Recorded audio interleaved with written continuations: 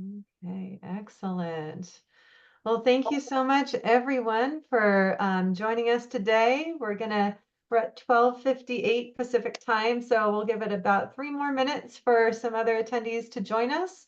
But for now, feel free to shout yourself out, post your name, where you're from, what chapter you're in, and we'd love to know who's joining us today to talk about all things diversity, equity, and inclusion.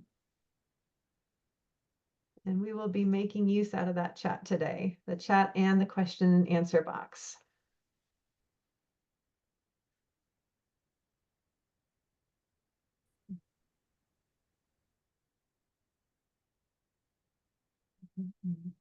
Wonderful. So we got Fort Lauderdale, Grand Rapids, Michigan. Wonderful, wonderful, wonderful.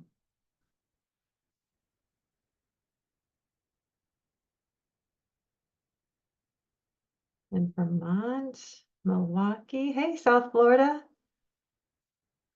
Baltimore, thank you. Buffalo, let's go. All right. Park City, Utah.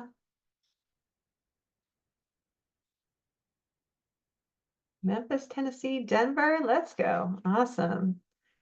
Okay, a couple more minutes. Spokane. Hey, Jody. Awesome. So just so that you know who we are, I'm going to be giving us all a little bit of introductions as we get started.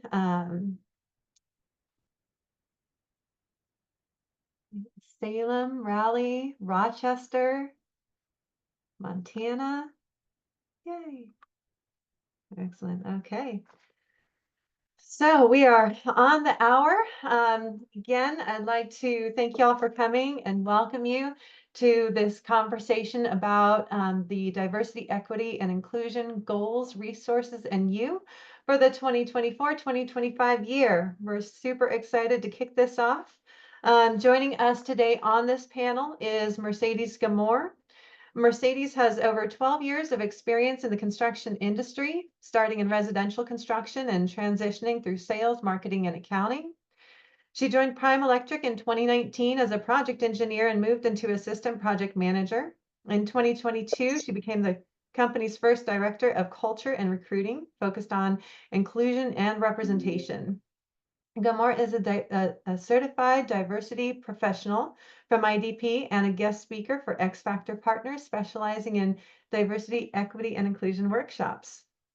Mercedes transitioned back into operations, and she is an assistant project manager as well as Prime's culture and community engagement manager. She's passionate about her community and is on the Habitat for Humanity Seattle King and Cottitas County Board, as well as the Habitat Young Professionals Board. She's also the founder and president of Build Her, a nonprofit focusing on empowering young women to explore careers in the AEC industries. We also have the co-chair of NAWIC DEI, Andrea Giron. Andrea was born and raised in Honduras. She came to the United States at the age of 17, and from there she graduated with her bachelor's in science and mechanical engineering. She began work as a petroleum engineering, She also has a petroleum engineering certificate from Midwestern State University in Texas, which she earned in 2015. Great. She started her career working at a chemical plant in Vernon, Texas as a production engineering intern and was leveled to the reliability engineer at the plant. And 2 years later, she moved to Dallas-Fort Worth Metroplex and started working in construction as the assistant project manager for a small construction firm. She fell in love with the industry and quickly learned the importance of a structured work culture. At the end of 2019, she decided to leave this company to find more opportunities in construction, which she found in 2021 as she started her role as the technical representative for NENA Enterprises. NENA is one of the few American foundries focusing on infrastructure castings. She is servicing the North Texas territory and grew that region from $1.8 million to $6.3 million territory. She now covers all of Texas, a $13.6 million territory. She is the salesperson of the year and Central Team of the Year in 2023. She's currently managing one of the largest projects in the company for the state of Texas, the Southeast Connector. We also have our immediate past DE&I chair, Ms. Sharon Hidalgo. Ms. Hidalgo is the Vice President for New Client Acquisition in Siegel's Midwest region. She is responsible for business development, supporting Siegel's corporate architect, engineer, and construction vertical markets. She has nearly 20 years of experience as a successful client leader in professional services industry, selling employee benefits and HR benefit strategies, compensation, and human capital management solutions. Prior to joining Siegel, Ms. Hidalgo was a client development director for the West region at Buck, where she led prospect and client events that had a high participation rate and generated new revenue opportunities. Prior to this, Ms. Hidalgo was Vice President of Global Operations for Elements Global Services, an award-winning HR technology and services company. In that role, she oversaw HR operations and shared services for global payroll, benefits, visa, and immigration. She's also held leadership roles at Xerox Corporation, Affiliated Computer Services, Hewitt, and Marsh. Ms. Hidalgo chaired the National DEI Committee of NAWIC during the 23-24 year, and she also chairs the National Corporate Membership Committee for the National Association of Black Women in Construction. She is a lifetime member of the National Association of African Americans in HR. She is a member of AGC Chicagoland and serves on the advisory board of Changing Worlds, a nonprofit organization that helps develop oral history, writing arts education programs in the Chicago area. Sharon is also a lifetime member of Alpha Kappa Alpha Sorority Incorporated. And my name is Lisa Thibodeau. I'm the president of Construction Experts, Inc. We provide online classes and certificate programs to everyone working in the construction industry, from estimating to project management, supervision, and heavy civil site work. And today we're here to talk to you about DE&I. So in getting started, we're going to kick it off with our current chair, Mercedes Gamore. And Mercedes, in your words, please define diversity, equity, and inclusion. Hi, thanks, Lisa. I probably would have shortened my bio a little bit if I knew it was going to be read. My bad. I'm excited to be here, excited to talk about our 2024-2025 goals and what the DEI committee can do for you. I do this work kind of day in, day out for my job and in my community. So for me, diversity, equity, inclusion has kind of evolved over time. I would say my understanding and definition of DEI was definitely different when I started in the industry, before I was really doing this work full time. So I wrote down my definitions and I'm going to read it for you. So for me, diversity is really actively involving the people around you, whether that be in your community, whether that be in your workplace, and involving the people from various social, ethnic, gender, various backgrounds, belief systems. And it's really making sure that those identities are reflected in the communities you're in or the organizations you're in. Equity is really providing everyone with tools and support that they need to succeed and reach their potential, right? Not to be confused with equality, but it really focuses on more fairness, I'd say, where you're giving people, where not everybody's getting the same thing, that people are getting what they need to help them succeed, because it might differ from one person to the next. And then finally, inclusion. You can't have any of this without inclusion. Inclusion is one of those really the core and the foundation of DEI, in my opinion. So inclusion really means authentically engaging with people. This is authentically engaging with all people. We are all diverse individuals, whether you're a woman, whether you're a male, whether you're a part of the LGBTQ community, whether you're part of a marginalized community, whether you're BIPOC, whether you're Caucasian, we're all diverse, right? We all have different backgrounds, we all have different experiences.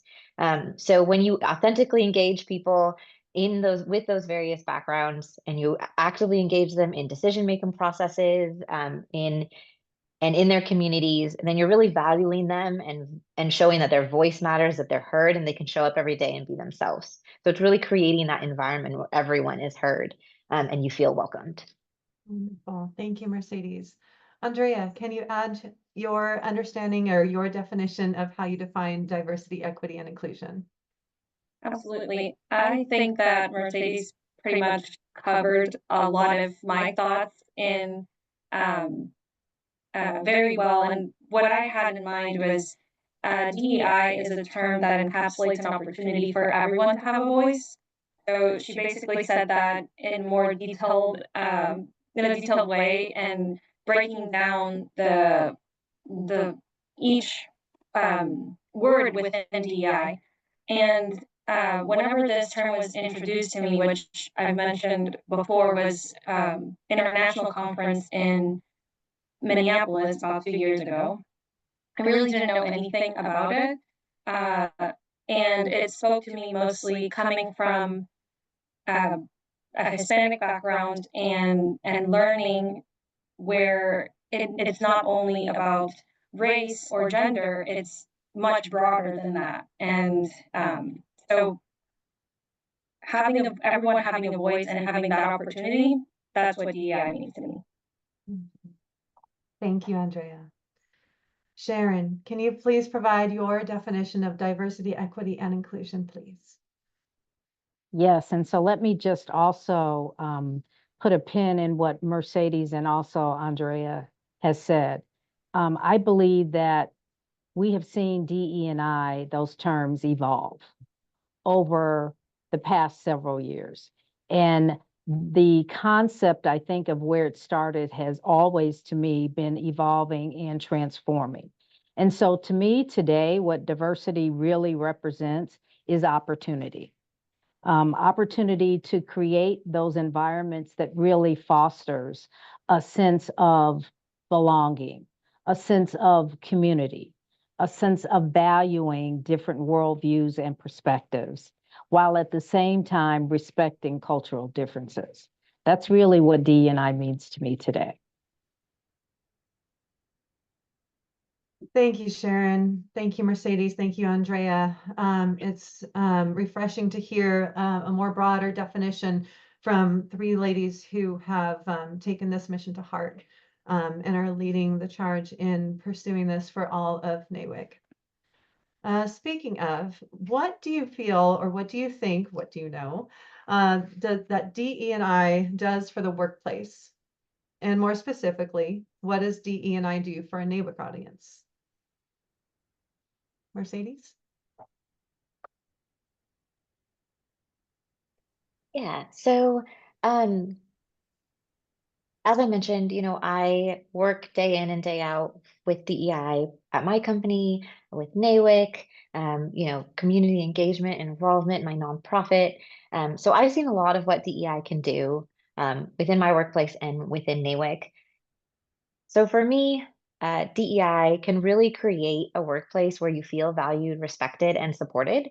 A personal anecdote just of my own, the previous company I worked for had a really toxic workplace environment, and they didn't have a lot of support. They didn't do a lot for their team members to really make that culture inclusive. They didn't, I felt like they didn't value diverse perspectives. They didn't lend themselves to hearing other voices at the table. And so it was a really toxic place for me. I spent a year and a half there, and it was so bad that I was stressed out. I was anxious every day. And I would be physically ill before work every day. And there was no focus on DEI. There was no support system. There were no ERGs. There was nothing to help me, right? There was nowhere I could turn, nowhere I could go. So I just suffered for a year and a half until I found my new company, right? Until I found the place that makes sense for me, where I fit, where I feel valued, where my voice is heard, where I'm respected as an individual and what I bring to the table and my diverse background. So for me, it makes it psychologically safe. It makes me feel respected. When you value different perspectives, there's creativity and problem solving. There's collaboration and innovation that can happen. So you can improve the workplace, right? When your companies are improving, when your companies are innovating, and there's creativity and different perspectives, you're more likely to be successful, right? You probably, I mean, we work in construction, right? We want to create and have good work products. If you don't hear other voices, Maybe there's some continuous improvement. Maybe there's some ideas to improve. Maybe you can do something quicker for less money. But if you're not listening to other perspectives and you're only doing the same thing over and over again, are you innovating? Right? So DEI really provides that environment where you can succeed and your company can succeed. It keeps people engaged and retention, right? I was looking at some stats the other day. Toxic workplace environments cost US employers $50 billion in turnover annually. That is a crazy amount of money, right? And it costs money to hire new people. So when your companies, when your organizations, when your chapters, when your regions are focusing on DEI, right, there's an opportunity for you to really engage and stay and be connected. So for NAWIC, it kind of does the same thing, right? There's the opportunity for collaboration, for growth and leadership and development. So I think it kind of ties in all together. Thank you. And thank you very much for that statistic. That really puts a brighter light on what we're doing and why we're pursuing this. Andrea, same question. What does DE&I do for the workplace and for the NAWIC audience? So, part of it, going back to the idea around everybody having a voice. So if you have diverse teams, very in line with what Mercedes was saying, it opens up a whole new door of opportunities and ideas and innovation.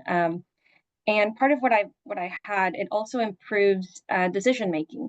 So you have different outside of different ideas, different perspectives and discernment. So when people take or make decisions, whether something could be a good idea or not, it's just being looked from a different angle. And in my experience, very similar to hers. I worked also in a very toxic environment where one of my really close friends at work got let go for, I could say it was because of her skin color. Whether that would be whether other people would agree with that or not, it's a different story. But she was one of the best project managers in the group, and this was in end of 2019, and the racial conversation was very tense at this time after everything that happened, and with this, yep, it was in 2019, and with George Floyd. And at this point, once she was let go, I felt that that was not a place for me. Mostly because I would walk in the office and you felt this just tense environment and toxic. So to the point of what DEI does to the workplace, it inhibits the opportunity to think outside the box, to be able to once again be able to have a voice and be heard. And with NAWIC, I think it just furthers and strengthens our mission. So we are women in construction, and incorporating DEI into our chapters, you learn things from other sisters in our chapters that maybe you wouldn't have an opportunity if they didn't feel comfortable to talk about. And I've seen that in my chapter in Fort Worth, and very proud to be leading that initiative. Wonderful. Thank you so much. And thank you very much for sharing that very personal story. Stories really, truly add value to this conversation and discussion. Sharon, what do you feel that DEI does for the workplace? What do you know that DEI does for the workplace, and more specifically for the NAWIC audience? You're muted, Sharon.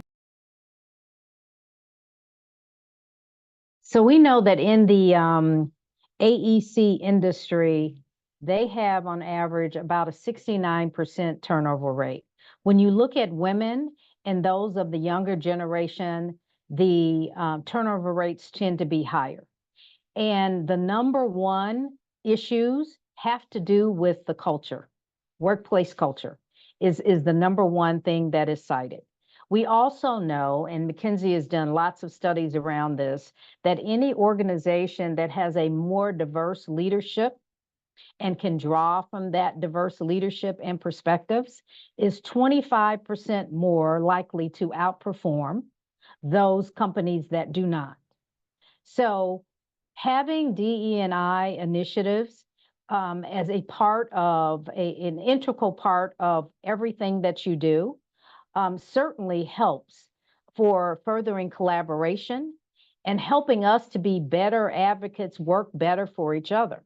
And certainly when you look at our organization as a whole, having greater insights into workplace cultures and learning from those that are good and those that aren't, and what are the resolutions around those to make those better, all helps us to have a deeper understanding about how we can be empowered to be better advocates for each other.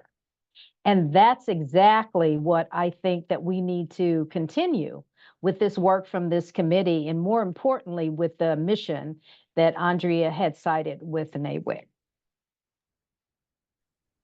Can I add, sorry. I've been doing some culture and belonging training over the last couple of weeks. And one of the stats I've been using to Sharon's point is there was a 2022 employee survey that was that 21% of job seekers sorry, I don't want to say it right.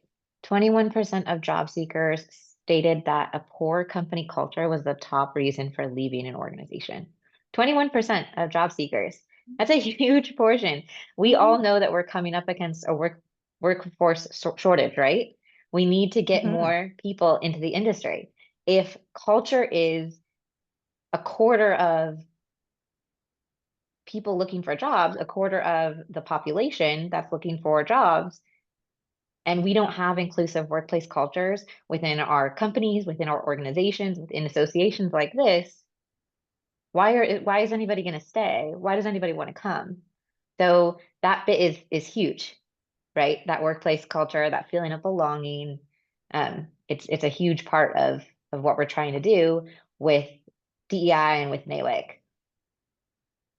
100%. Thank you for that, Mercedes. I appreciate the data. I think we all do, because business decisions are based on data. So what a great way to showcase the significance for DE&I practices and focus groups within the workplace and within our own NAWIC organization. I know that we have, as an organization, a lot of growth, but also a lot of effort to focus on why more of our members are where they're going and what could keep more folks in this incredible organization. Speaking of NAWIC, we're going to look at NAWIC's mission statement, which is that the association is committed to championing women to impact the direction of the construction industry. NAWIC provides education, community, and advocacy for women, and that's what we have on our About NAWIC website. So, with diversity, equity, and inclusion, how do these themes strengthen and further the NAWIC mission? Mercedes? I think we've kind of been talking about it, right? Talking about what DEI means and that culture of belonging and that culture of inclusion. But I think something it really does is DEI can strengthen and further NAWIC by helping us elevate our voices, right? I think something that we've been trying to do the last couple of years and something that's been really important for the DEI committee and is one of our goals this year is really creating resources for our industry, right? And being that industry resource and being able to elevate the voices of the women in our organization and being able to be something that other companies or other organizations or associations come and look at. And it helps us all elevate, right? When we can elevate our voices. It also creates a really supportive culture. There's mentorship, right? There's support networks and resources for women of all ages. I'm 12 years into my career right now. I've had a lot of opportunities. I would not be where I am right now if I didn't have NAWIC to support me and help me. And I think a huge part of that is the work that I've been doing with the DEI committee and how we've been trying to cultivate those feelings of belonging for everyone within our association, right? We want to connect with future generations, right? We want to champion women to impact the direction of the construction industry. So we need women to come into the construction industry, right? So how do we do that? And I think DEI can help strengthen that for us and help us further that mission. I actually was on LinkedIn earlier today and I came across a stat. Sharon talked about McKinsey studies, and I'm going to read this because I just saw this earlier because I don't want to get it wrong. But according to the 10th edition of the McKinsey and leanin.org Women in the Workplace report, 49% of women under 30 say they've experienced an ageism in the workplace, compared to a 38% of women over 60. Gender bias affects younger women, right? We want more women in the industry. So how do we use DEI to strengthen and further NAWIC and all women in our industry, right? We need to provide that leadership, those leadership and growth opportunities. We need to provide mentorship and support networks. So when we do that with a DEI focus, I think we're really pushing women in the industry forward, which pushes NAWIC forward. I love that. I love how this positions NAWIC in a really great leadership space. Andrea, could you please share your thoughts on how diversity, equity, and inclusion strengthens or furthers NAWIC's mission? Absolutely. So, I do share a lot of the thoughts that Mercedes brought up, and also bringing a spotlight to the organization alone. Us having that initiative and that push, I think it creates the spotlight for the organization, and we create partnerships to continue to grow the mission. I also think that it fosters. I was reading about a term called momentum partners, and what it refers to is if this organization of women in construction has this momentum of building up uh, our membership in DEI, other organizations will see the benefits and continue and follow the lead in a way. And I speak for the organization I work for. So NAWIC was introduced to myself through Nina Foundry, and I basically brought this back to the company I work for, and that strengthened not just my visibility within the company, but a better workplace for people at Nina Foundry. So I was able to say that this came from NAWIC. So the support from my organization to NAWIC is undeniable, and the way that I've grown in the company I work for, I can very much thank for everything that I've learned, and not just necessarily with the DI committee, but a lot of it is due to the organization itself. So being able to show these benefits to your organizations, I think strengthen the organization itself, and we can keep growing and bringing more people. So building those momentum partners that also see where the benefit is of getting involved in these types of committees. And yeah, that is my thought. I love how you talked about visibility and momentum partners, how empowering for your company to see what your involvement in this organization and DE&I does for you. Thank you. Sharon, what are your thoughts on how DE&I strengthens or furthers NAWIC's mission? Yeah, I think that since NAWIC's in inception, this organization has really been reshaping the dynamics of the industry throughout the years. And when you think about community and advocacy for women, NAWIC has certainly brought along a number of organizations that have partnered with us to support us.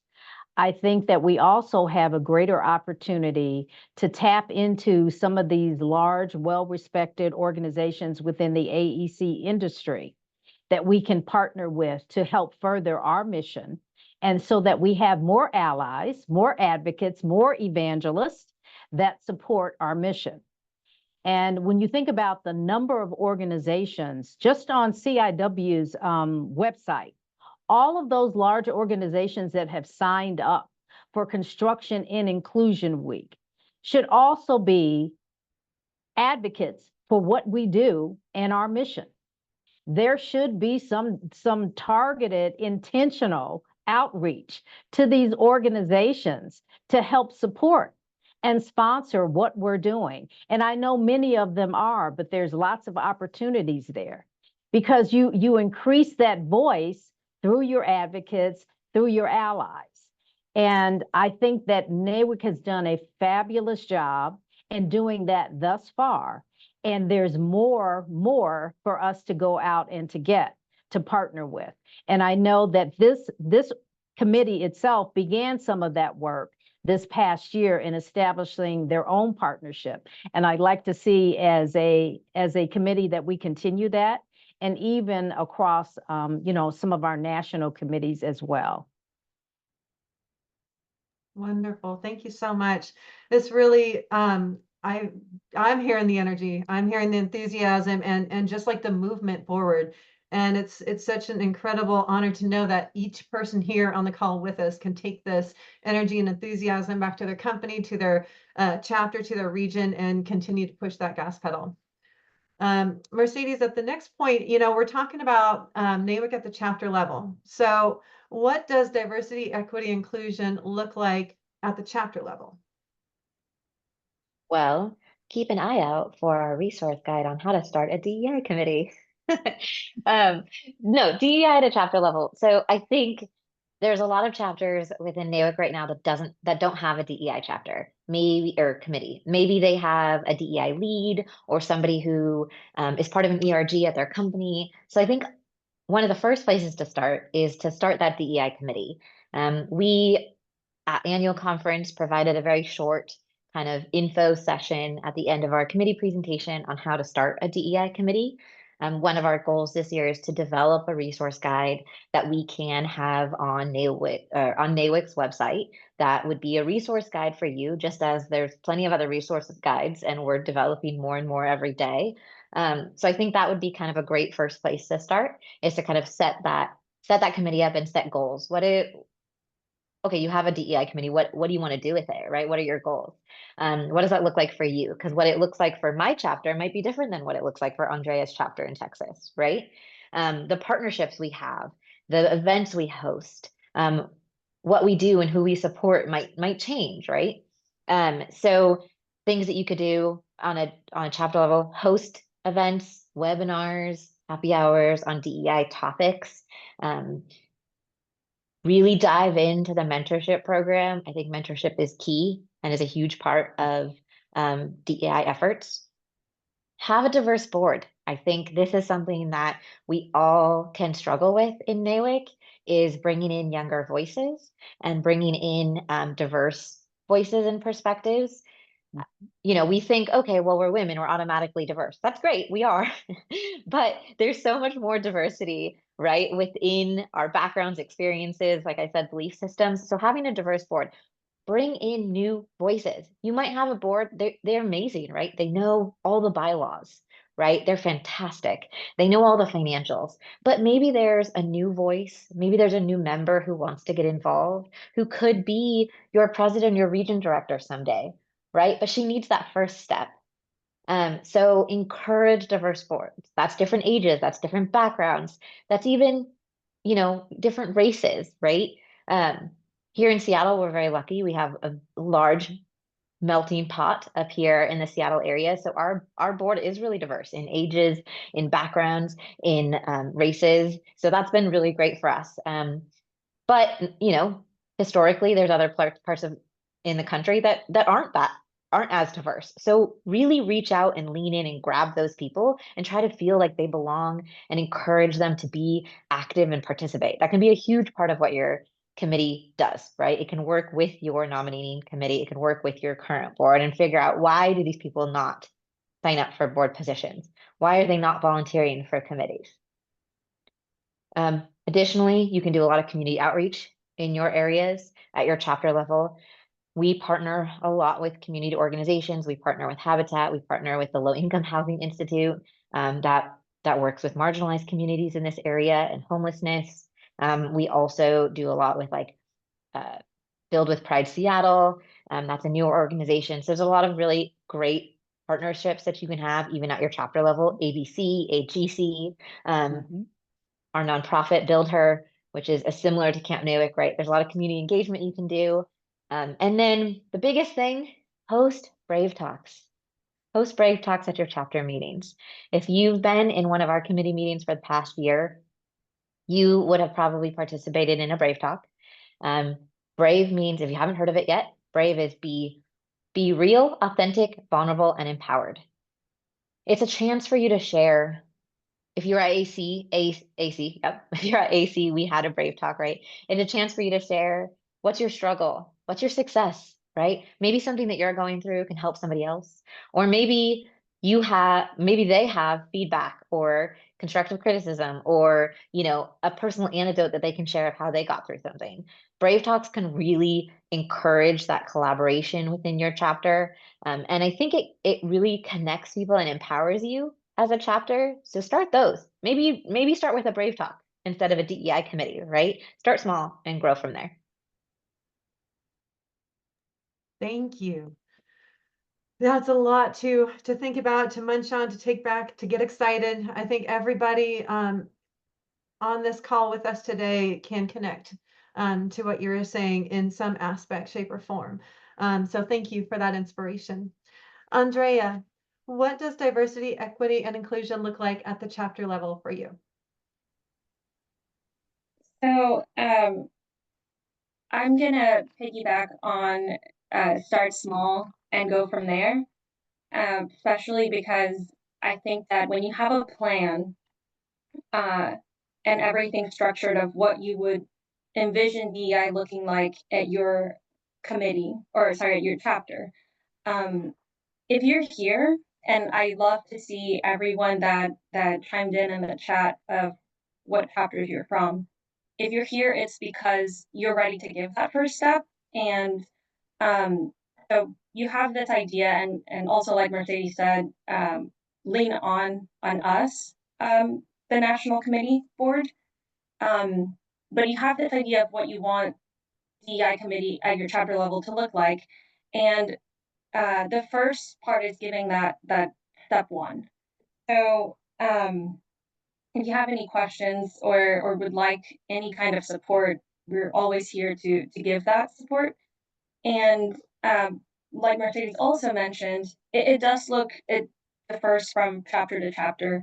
So in Fort Worth, I speak for us here in Texas. There's a lot of work to do, but I've started to see the interest and the way of at our chapter how a question was brought up because of the political climate and people talking about it.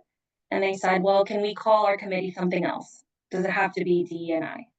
And I certainly felt that I didn't have the answer to that question. And I believe it was brought up at a national conference as well. But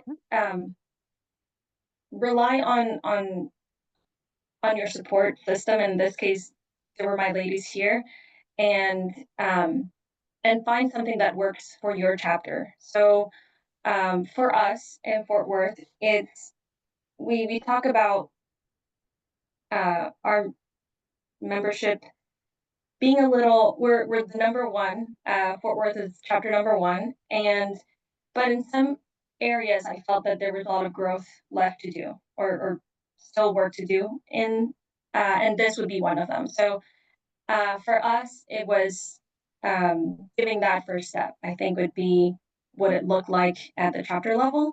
And also, it doesn't necessarily have to be around something very specific. Like Mercedes was saying, there's so many other community involvement opportunities out there that will develop this DI committee. So I think that just being able to rely on the national board, or whether that is your regional directors, find your advocates and then go from there for sure. Perfect. Thank you so much for talking about the things that come up at the chapter level where we may not have the answer, because that I think is an incredibly common thing across this country is questions coming up, and that's why I love the fact that this committee is extremely vibrant, extremely thoughtful, and well connected within the DE&I environment.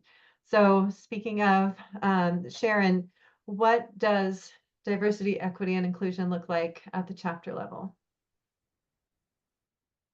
Yeah, I'd say that it's going to be different depending upon where your chapter is in their, cultural continuum. That's what I'm going to say. And I think that it's real important to get engagement and to get inspire people and to get more people involved is really to meet them first where they are. And whether that being starting with a Brave Talk conversation or whether that's being very intentional about gathering more feedback from your membership on how we can be better in terms of collaborating with each other, getting different perspectives, understanding the various needs within the chapter. All of these things are a part of what we're talking about in terms of the culture of the actual chapter itself. So really just understanding where you are and beginning to address, the needs of the chapter itself. It could start, like you said, with something as small as a Brave Talk. It could start with maybe reaching out to a community partner and working with them on something that is culturally diverse within your community.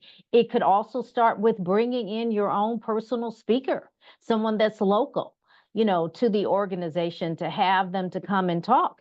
It could start with some kind of, just working with a group on how we work together, more collaboratively, being more inclusive, gaining more learnings and insights in terms of how we can be more effective. So wherever that starting point is, I think the chapter needs to understand where that is. And then they can, if they're not sure on where to go, once you kind of figure out, well, we don't have anything and we're not sure, that's exactly what this committee is here for, to help you sort of workshop that through and talk that through with you, to give you some ideas on where you might be able to start. Perfect. And thank you so much, Sharon, for kind of speaking to the fact that, your region, your area, your city, your town has resources, and you can always bring in folks from just outside that area, or speak with Mercedes, Andrea, or Sharon, or myself to find out who is a good person to bring in, or what would be a good topic. Because I know that each panelist here is extremely passionate about this topic and really sees this as kind of like the rocket ship that's taken us all with it, to be able to be that leader and that voice, and kind of that light that our industry needs.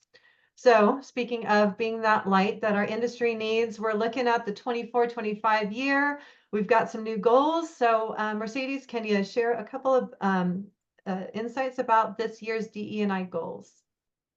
Yeah, can you hear me? Okay, sorry, new headphones and they just went did in my ear. Um, Perfect. Yes. So we have a number of really exciting goals this year. We have really amazing pillar leads in place. So I would be remiss if I did not shout out Lisa as our education pillar lead this year. She was our co-lead last year and has been instrumental in working with Sharon and myself and the rest of our committee to put together our DEI pilot program that we're doing with EBD Global, right? Yeah. And so, we have some really cool opportunities. So what we've kind of done is we've focused our goals under each pillar. So we have an education pillar, we have a communications pillar, and then we have a community and an engagement pillar. So a couple of kind of high level goals from those. For our education pillar, Lisa does a fantastic job of getting webinars together. We are look out for NAWIC's post on our Construction Inclusion Week or CIW week content. We will have a webinar every day. But that was one of our goals, is to host at least one. I think my goal was one webinar for CIW, and we have 5. So we have blown that goal out of the water. But we also want to really partner. We've talked a lot today about collaboration. So we want to partner with our other national committees, with external partners. So hosting webinars with our national committee partners or other partnerships. We want to host additional webinars throughout the year. We're hoping at least once a quarter with our national committees. We also want to host, some stuff for Women in Construction Week. And then we've talked a little bit about resources, right? Reach out to us if you want to learn more about how to start a DEI chapter. So something our education and communication team will really be working on is with national offices, trying to figure out how can we provide resources to you? Where can we put them? How are they easily accessed? Because you might have questions, right? And some of us, do this work full time, but not everyone here does. Maybe you're part of an ERG and you want to bring something to your company. Maybe you want to start a DEI chapter, but you don't really know where to start, or to, Sharon, Andre, and Lisa's points, like, who do you contact? What type of topic should you have? Those types of resources we want to provide.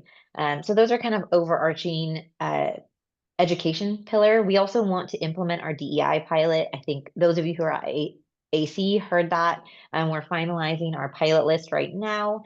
And the hope is that, once that gets kicked off the ground, that we can provide that to more people, and provide that access and to training. On the communication side, I had my own kind of pillar goals. But something that I thought was really amazing was our pillar lead, Natalie, who was our co-lead last year. She came to our first pillar meeting and said, "Hey, I have a goal. I really want to be more than just social media for our committee." And so we really are wanting to focus our communications on true communication. What is the content and messaging around DEI? What does NAWIC content and messaging look like? We have an amazing partnership with Dickies that Natalie and Andrea worked really hard on last year. And so what kind of social media campaign can we have to really elevate women's voices in the industry? So I think they just died. Can you hear me? Okay. So that is a really great goal. That's not something I even had, but Natalie brought that to our pillar meeting, and I think that's amazing. I think it's such a good goal. We have some other ones, right, that are a little bit more tangible, but I think that's our big one right now. And then kind of finally, we have 2 really large ones for our community engagement pillar. Our first is continuing to increase the awareness around our DEI awards.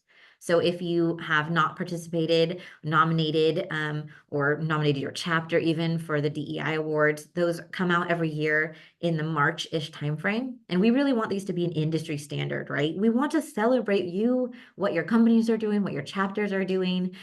So keep an eye out for that. We're going to kind of revamp what that looks like this year. And then finally, one of our big goals for that community pillar is establishing an LGBTQIA+ support system, group, ERG, whatever you want to call it. We really want to show up for our sisters. And I think this is a way that we can do so. We've had a lot of conversations over the last year about how we can support that community. And so we're excited to kind of get that going. So if you want to participate in any of this, I put in the chat, there is a link to our kind of interest form. You can put your information on there, select if there's a committee that speaks to you. You could also email us directly if you have some questions or want some support. You can email me directly if you have questions. We are working on getting our monthly, well, they will be bi-monthly, every other month. Every other month, we'll have our committee meetings up on National's website. So you can join at any time if you want to come in, just want to sit and listen, hear our updates, see what we're doing. So yeah, come in and join us. We're really excited. Awesome, Mercedes. Thank you for all the information. There is so much that's going on in this committee. We're definitely a very active committee. Andrea, can you speak to some of the DE&I goals that you're excited about? Absolutely. So Mercedes mentioned the the resource library, and part of the way that I joined um, and see how DEI can be a huge impact for the organization is education, Lisa. So you really do a great job for our committee, and I think if we're able to educate our members, that will just expand our mission even more. So that resource library, I think it's one of the important ones that I have in mind. Um, in the world that we live in, going back to communication now, um, social media is the easiest way that we can receive information and see it at firsthand. So, supporting the communication pillar. And the last year we worked, Mercedes mentioned, we worked on Voices of Change. And that was an introduction of what women in the industry, and not necessarily from our chapter, it was women that we were able to contact through the scholarship applicants. So one, it was a way to maybe bring more membership to NAWIC, but also to hear their voices. So we wanted to expand on that communication level as well, because we were able to gain more interest from other ladies in NAWIC for the committee. And so resource library, the communication portion of things, and um, let's see, and how we're able to continue developing those initiatives. And those were the two that really highlight what I would like to accomplish this year. I love it. I love hearing about highlighting the voices and professionalism of women in construction and being able to express and expand that communication. Thank you, Andrea. Sharon, can you share with us a little bit about any of the DE&I goals that you're excited about this year? Well, I'm really excited about us being able to launch, the DE&I training that we're going to do with this pilot and all the great things that's going to come from that. That's number one. And with Lisa's expertise and help, she definitely helped us to get that over the line. So thank you, Lisa. Let me just give you a shout out publicly for that. I am also very supportive of what Mercedes had said, and that is in terms of being more inclusive. We talked about looking at our membership across the board. How can we do more to help support our members with divergent disabilities? How can we be more supportive of our LGBTQAI community? How can we be more supportive of, lots of women out there who are thinking about leaving just because of, toxic environments, or even they don't have the support from a caregiving perspective, and so how do we help them through all of these challenges that they had? So I think being more inclusive and looking for ways where we can better connect with the large majority of our membership. I'm really excited about her picking, a few that we really want to focus on this year. And then the other thing I would say is building that resource library. I think that's going to have lots of legs once we get that established, because then you can have every single chapter, all of your members just to go there and tap in to all of the resources that are available to them. So that getting built out, those are the three main things I would say, Lisa, that I'm really excited about this year. Exceptional, Sharon. Thank you so much for sharing with our attendees today about our exciting plans. Mercedes and Andrea, thank you so much also for your enthusiasm and exploring so many topics. And I would be remiss to continue with my questions, because we do have questions from the audience that I am excited to get your insights on. So our first question comes from Jody. She said, not long ago, I was challenged why I believe having a diverse workforce goes hand in hand with sustainable building practices. I would love to hear from our panelists their thoughts of why does having a diverse workforce go hand in hand with sustainable building practices? Mercedes, can you start us off? Ooh, give me a second. Sure. If So, Sharon, so yeah, Sharon let looks like me, she's got something to yeah, say. let me see if I can try to address that. So, you know, and this is just in the work that we do at Siegel, we have definitely seen where we've had this link between DE&I and how that fits into the environmental, social, and governance policies within an organization, because those are the things that are high up on the agenda for boards and leadership management bodies. But when you really think about DE&I, it just in its simplest form and how it really helps businesses to maintain their most critical asset, which is their people, right? We have DE&I that really helps to build your initiatives, help to build a sustainable workforce. When you really look at it across and equitably across your workforce and how you hire, how you attract your talent, how you retain your talent, how you pay them, how you incentivize them, that really helps to sustain your workforce. How do you communicate with them? And then it also is very important in terms of having a sustainable environment and sustainable government. When you think about this, people are really affected by environmental changes, right? People are also impacted by how a company engages in its social standing. People are ultimately impacted by how a company really governs itself. So DE&I and sustainability or ESG definitely are linked together.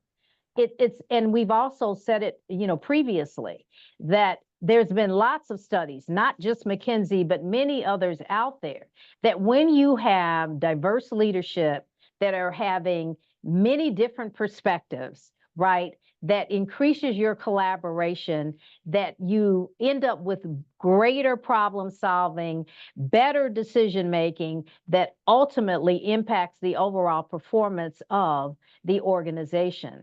And so it is absolutely key to sustainable building practices as you think about how do you pull together those practices, those policies, also your partnerships, you know, and how you look at those from a DE&I perspective. So it runs the gamut. And I don't think that those things are separate and distinct at all. I think there's a lot of data that is out there that will say that they are, in fact, linked together.